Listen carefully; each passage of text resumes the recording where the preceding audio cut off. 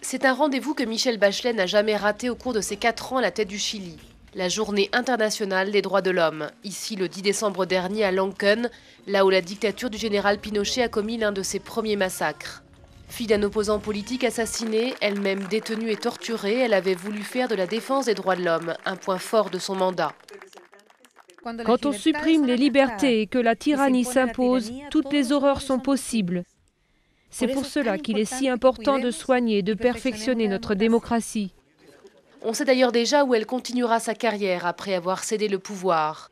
À la tête du musée de la mémoire, le premier de l'histoire du Chili, qui n'est encore qu'un vaste chantier. À l'intérieur, on trouvera des photos, des lettres, des vidéos, tout ce que les associations et familles ont pu sauver des 3000 morts et disparus de la dictature. Cela représente la mémoire de notre pays, ce qui s'est passé, pour que plus jamais cela ne se passe. Longtemps, ce pays a nié son passé, a voulu l'ignorer, glisser la poussière sous le tapis, comme on dit ici. Nous pensons qu'il est temps de l'affronter pour pouvoir faire le deuil.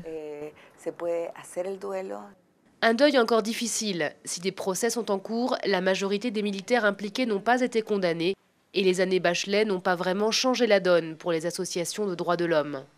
Le gouvernement de Michelle Bachelet a permis de vraies avancées en matière de droits de l'homme.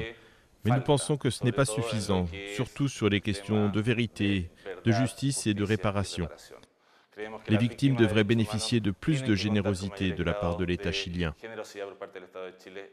Le 17 janvier prochain, les Chiliens éliront leur nouveau président. La démocratie est désormais solide, mais le travail de mémoire continue.